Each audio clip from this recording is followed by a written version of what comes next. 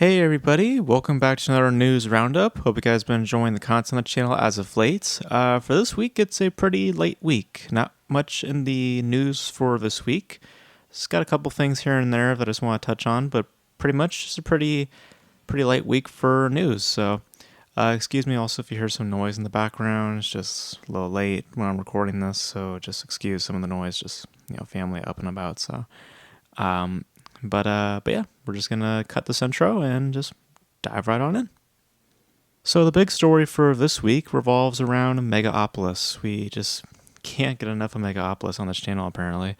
But it seems like the whole saga, the whole drama of Megalopolis, at least in terms of a release, is now officially over because in what appeared to be a bleak future, sorry, a bleak future for Francis Ford Coppola's Megalopolis in North America. In a surprising turn of events, Lionsgate has actually picked up the film for an imminent release in North America. Now, in addition to Lionsgate acquiring the distribution rights, the studio has confirmed also that they will not be paying for marketing, as was one of Coppola's demands, and frankly was probably the reason why a lot of the distributors decided to walk away from it. So it seems like Coppola will have to shovel out more of his money to market the film in North America because Lionsgate's not doing anything of the sort in terms of marketing. They're just going to be distributing it, and they will be releasing it in North America on September 27th, both in regular format and in IMAX format, though they will have to relinquish those IMAX screenings a week later as Joker 2, aka Joker Folie à Deux, it will be releasing the following week on October 4th. So it will be released in North America, and well, I still stand by my thought process. Anyone who picks this up, in my view, really, I think it's just moronic at this point to pick it up. And in this case, like, they're just very blatant in that they're only picking this up to draw name value, and that they're hoping that that'll be enough to justify the investment. It won't.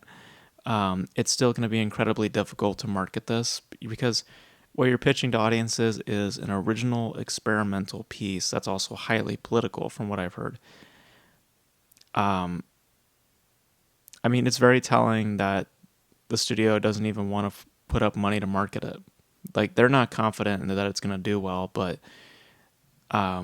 because if they're not going to put up money in that regard, then they really don't have much confidence in this. Especially, mind you, that they're dealing with a $120 million budget. Yeah, you would think that they would want to market it, but I guess they don't want to, which feeds more into my idea that they're only securing it to draw a name value. That's the only reason that I can think of why they want to pick it up. So I'm surprised. I'm surprised that it's getting to North America, but at the same time, not really. Because like I said before, it seemed like anybody would have picked it up just for the reason to draw name value, and that's exactly what Lionsgate's doing. They're just doing it just to draw Francis Ford Coppola's name and the other stars attached to it, and thinking that maybe it might justify the investment. I think it's a bad move, if you ask me, and I think that they're going to come to regret it, and I think that they kind of are signaling that regret early by not feeding any marketing campaign at all for this. They just said no completely to marketing. So they really don't have confidence in this. And to have it also the week before Joker 2 comes out, that's very telling. They just want this pushed to the side. But it just makes me wonder why they pick it up then. Like, what was the, like, is it because, I guess, from what I've read, Lionsgate's had relations with Francis Ford Coppola in the past? Is there, like, contracts lined up that Coppola, like, maybe used against Lionsgate, saying, hey, you guys have contracted me out for such and such, so why don't we just use Megalopolis as a way to close out those contracts? I have no idea. It's just speculation, really, but it just seems so strange that they would pick it up, not want to market it, and push it right against something that they know that will bury the film practically. So, because who's going to see this? I mean, really, who is going to see this, especially when Joker 2 is like right around the corner? And with no marketing attached to it, you're just literally telling people that you don't want to see it. So, I don't know. It's not going to make its money back. It's still going to be a big flop. It's really going to be a stain on Capo's career, and like I said, I think that Lionsgate is going to come to regret that decision. I don't know why they made that decision. There's a story there, and I'm curious to know why. But yeah, I don't see good things coming out of this, and I think Lionsgate knows that too. So, all right, moving on from that, let's talk about Apple going from one company to the next. Apple Original Films, to be precise. They have a film coming out with Brad Pitt as a star, a Formula One film. There's no title for it yet. Being helmed by Joseph Kosinski, I think that's how you say his name. The guy behind Top Gun Maverick, which did really well. It has gained a distributor in Warner Brothers and a release date of June 27th, 2025. IMAX screenings have also been secured. And as per, Apple Original Films financing projects, they look for distributors to have their films released in theaters. Hence, like prior to, Brad Pitt's film, there's been other examples like Napoleon most recently with Joaquin Phoenix. I forget who distributed that film. I think it was Sony. I forget who did that, but or Killers of the Flower Moon, well, more notably with Paramount Pictures. So it's got a release date, but the notable thing that I want to bring up about this is the price tag, the budget attached to this. Now, journalists will tell you that it's getting close to 140 million, maybe even 150 million. The other people will tell you that it's double that and that it's 300 million. So, I don't know what to believe. I'm gonna just hope that it's 150. Personally, I could care less about the film and the quote-unquote ambition in filming during the Grand Prix, because that's the other thing that they're doing. Joseph, it's like the whole Top Gun Maverick thing. It's like, oh look, that's cool. Didn't we film with the real jets and all that? Technically, not really. If you've seen videos, they didn't really fly with the jets. Not really. They were passengers. They didn't actually pilot the jets. But anyways, I assume they're doing the same thing here. They're probably putting Brad Pitt behind, like in a passenger seat, not operating the real vehicle. But anyways, but yeah, I just don't care for ambition in that regard, quote unquote ambition. I mean, realism in film language is all to do with the filmmaking and not to do with what was literally shot or how you went about achieving it. Like flattery, in my opinion, is not going to get you anywhere in artistry. It's just not going to. It may look pretty, but it doesn't mean anything more than that. That said, even if the budget is 150, this will flop hard. I have very, like,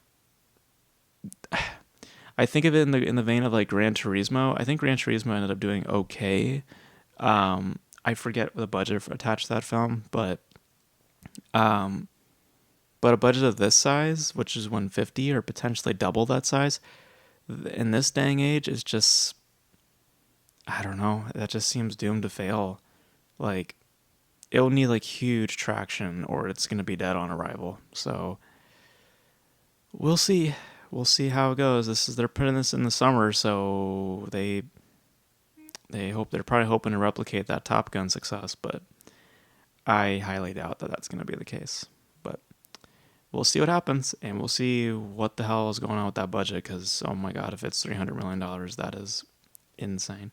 Just ask Gladiator 2 what their budget is. That is going to be dead on arrival. Like, holy shit. But yeah, we'll see what happens. So, speaking of sequels, let's talk about Spaceballs, the parody comedy from the 80s. I think I never seen it, but I believe it is just riffing off of Star Wars, primarily Star Wars. I don't know if there's any other things that they parody in that film, but primarily Star Wars. Um, they're getting a sequel apparently. Amazon Studios is backing it with Josh Gad starring. The original director Mel Brooks will be producing. Josh Greenbaum, not familiar with that name. All I know for a film called Barb and Star Go to Vista Del Mar. He'll be helming the project, and yeah, it's a thing. Uh, like I said, I've never seen the original outside of a few memes and small clips here and there, but I really question the value of this, especially today. A parody ripping on modern culture. I mean, that may seem attractive in concept, even for like a video maybe, but it's like, this is, I think if you pitch it to an audience, right? And if I presume this is going to get dumped on streaming because there's no way this is going to show up in theaters. But I just think it'll be seen as cheap and it's going to gain very low traction. I just don't see why they're doing this. You know, what's the real value of doing it? Oh, wait, I forgot. It's Hollywood, right? So it's a notable name. They want to cash in. I forgot. Gotcha. That's the whole reason why they're doing it. Forget any other rational explanation or whatever. No, it's just because Spaceballs is a thing. People like it, so why the hell not? Let's just do another one. So I don't see the reason why this has to exist. I really don't. Yeah, it just seems really pointless, as do many other sequels. So, yeah, I've never seen the original. I've really heard nothing of the original. I've just seen clips, but I've never seen anybody like go out of their way to talk about Spaceballs. Like, no, I've never heard anybody really flag it up, except as meme material. So I don't know. I don't see the value of parodies nowadays. I just don't. I can get like surreal comedies, that's different, but when you're having to be quite literal and ripping on like what's this going to do now? Is this going to rip on the new Star Wars trilogy? Like, that's a very selective audience. That's just presume if it's just primarily Star Wars that they're ripping on. I don't know. It just seems valueless. That's kind of the best word for it. So, yeah. But moving on from that, let's talk about Billy Zane. Never heard of him. He's made apparently some appearances in some notable films, including Titanic and Back to the Future. He had some comments that were just kind of funny to me. He suggests that actors should be given, quote, emotional stunt pay due to the intensity acting can do on the performer's psychology. So basically he believes that they should be paid more for acting because that's all that's happening. It's make believe. It's not real. It's pretend. So if you somehow dupe yourself into believing something that isn't happening, that's not an issue of the studio. That's a you problem. You're the only one making it harder for yourself. And you most certainly should not be compensated just because you dabble in certain acting techniques. Like no. Yeah, you shouldn't get paid more just because, hey, I'm doing this. I'm taking this shit seriously, basically. Like, no. The extent of your passion or the, how into it you are does not measure to how much you're going to get paid. You get paid how much you get paid, and actors know how much they're going to get paid before they even get step foot on set. And if they don't know, they're idiots. So I know this because I've done auditions and I've been told up front how much I'd get paid because it's a job. So yeah, and they don't consider the method of what I do in, you know, in that respect. They don't give a shit. That's on you. Now, like extreme recreations of like real events like rape, suicide, like real harsh topics, I can understand. Yeah, that could be hard to to recreate, and it can be hard to shake off. Like no one's saying it's a walk in the park when you have to do those scenes. No one is saying that. But nothing happened. Okay? Like nothing actually happened. So this whole emotional stunt pay that he's talking about, what the fuck are you talking about? Like nothing happened. So just move on, understand it's a job, and perhaps maybe don't involve yourself in certain things if you're uncomfortable with them.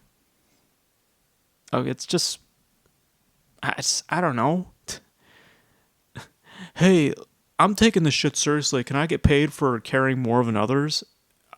No. No. I'm sorry, you don't get paid more just because you have a better passion than the others. Like that's just silly. That is just incredibly silly what he's saying. So, yeah. I just found those comments ridiculous. Emotional stunt pay. No. I understand those scenes are hard to do, but no. Nothing fucking happened. So stop it. So all right. The last story we're going to talk about today is in regards to Inside Out 2. Inside 2 has been doing pretty well financially. So far, as of this recording being Friday, it's collected $481.9 million against its $200 million budget. And by the end of this weekend, if I read the articles correctly, it's expected to amount to roughly $600 million. And to break even, only by production cost alone, it would need $600 million. So this isn't including marketing costs, though, because remember, when you read budgets, you have to understand that that is only representing the production cost. It's not representing the entire cost, including marketing. So I'm presuming it's costly, the marketing cost behind this, so I suspect it'll need to make at least $700 million in order to be considered successful. And by how it's doing, it seems that it won't be that difficult to reach that feat. So this is going to do very well, and I'm not sure it's going to be a $1 billion thing, but it's got legs. It's definitely got legs. What's more important to note, though, is that while this is great, I mean, it's really great to see a film this year doing really well. It's also an isolated incident because this is not an illustration of the year so far. It's merely a piece of gold in the mountain of shit because there has been many failure, and I predict there still will be failure this year. And when it's all said and done, like, I just suspect it's going to continue in being a not so great year for film. Because I can only see like a handful of things that can reach these milestones. For like 3 I could name right now that I can think are close to getting to numbers like Inside Out 2. Despicable Me 4, maybe, but even then I'm hearing the projections are kind of low. Deadpool we know is going to rule the summer. And outside of the summer, I think Joker 2 is the other thing. But other than that, I just don't see what other film, like maybe The Lion King, but I don't even know about that, So it's still very, very concerning times, but it's great to see that a film is doing really, really well. So it's good to see that. But I laugh at the journalistic headlines, the headlines they put up. It's just so ridiculous saying that, like, it has broke the summer curse, or, oh my God, look at us. Like, they said that with Bad Boys as well. I was saying, like, oh, wow, isn't it great that a film's made $100 million opening? It's like, yeah, but what does that mean in overall success? Like, not much. Like, it's about how it does generally after that. Um, so I think Bad Boys is doing okay actually, but still, it's just like those stupid headlines that they put out. It's just like really, so very premature type headlines. Um, but Inside Out 2 is definitely doing well, and it seems that it's going to do even potentially better than Dune 2. So it might become the highest grossing film of the year. We don't know and how far that might take, if that may even get to $1 billion, but still, regardless, it's doing really well, and it seems as though it will be a success for Disney. So good. I mean, in terms of just the year, it's good to see just something pulling its weight and doing really, really well. So yeah. So that is it for this week, guys. Just a very just shallow, very just relaxing type week. No big stories outside of really the Megalopolis thing. You guys let me know your thoughts on Megalopolis as well as these little topics here and there. Spaceballs too. I mean, really, who the fuck is asking for another Spaceballs? Um, the weird comments from Billy Zane. Inside Out 2, if you guys think that that's going to reach any bigger milestones, let me know all your thoughts in the comment section below. And that's going to be it for this video, guys. Thank you guys for tuning in. And until then, I will catch you guys in the next video. Bye.